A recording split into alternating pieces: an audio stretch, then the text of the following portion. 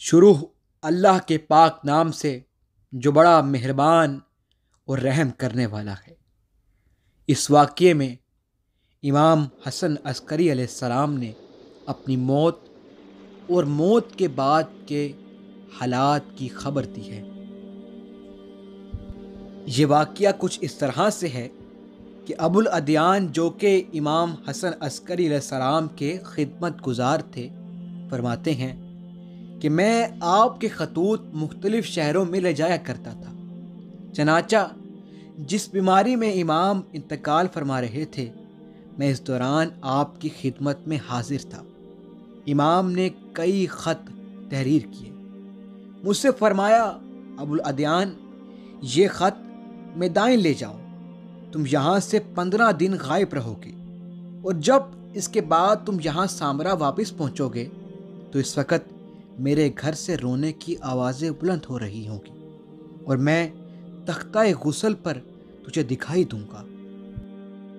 میں ابو الادیان امام سے پوچھنے لگا، امام، اگر ایسا ہوا تو آپ کے بعد امام کون ہوگا؟ مولا نے فرمایا، جو تم سے ان خطوط کا جواب طلب کرے وہی امام ہوگا۔ میں کچھ سمجھ نہ پایا۔ میں نے پھر پوچھا، امام کچھ اور وضاحت فرمائے۔ مولا نے فرمایا، جو میری نماز جنازہ پڑھائے وہی امام ہوگا۔ میں نے پھر پوچھا، امام اس کی کچھ اور وضاحت فرمائے۔ آپ نے فرمایا، جو تجھے یہ بتائے کہ تھیلی میں کتنی رقم ہے وہی امام ہوگا۔ اس کے بعد آپ کی ہیبت و جلالت کی وجہ سے میں نے یہ پوچھنا مناسب نہ سمجھا کہ اس وقت تھیلی میں کتنی رقم ہوگی۔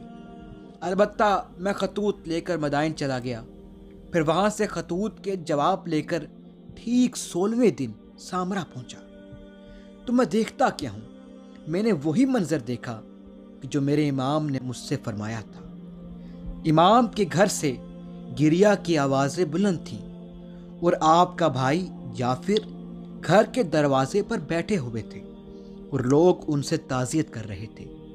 لیکن جب ہم گھر میں پہنچے تو اس وقت امام حسن عسکری علیہ السلام کی میت کو کفن پہنایا جا چکا تھا۔ میت باہر میدان میں لائی گئی۔ جعفر جنازہ پڑھنے کے لیے آگے بڑھے، اور جب انہوں نے تکبیر کہنے کا ارادہ کیا تو ایک کمسن شہزادہ برآمد ہوا۔ اب میں دیکھتا کیا ہوں، یہ کمسن شہزادہ امام کے بھائی جعفر کی ابا کا دامن کھینچ کر کہہ رہے ہیں، چچا جان، میں آپ کی بنسبت اپنے والد کی نماز جنازہ پڑھانے کا زیادہ حقدار ہوں۔ چنانچہ جعفر پیچھے ہٹ گئے، اور اس شہزادے نے نماز جنازہ پڑھائی، اور امام حسن عسکری علیہ السلام کو آپ کے والد کے پہلو میں دفن کیا گیا۔ پھر یہ کمسن شہزادہ میرے پاس آیا، کہنے لگا، وہ جو خطوط کے جوابات آپ کے پاس ہیں وہ میرے سپرد کر دیں۔ میں نے وہ خطوط ان کے حوالے کر دیے، لیکن دل ہی دل میں سوچا کہ امام حسن عسکری کی 3 علامات جو آپ نے بیان کی تھیں، ان میں سے 2 علامات پوری ہو چکی ہیں، اب صرف تھیلی والی بات باقی ہے۔ اس کے بعد میں وہاں سے اٹھ کر امام کے بھائی جعفر کے پاس چلا گیا۔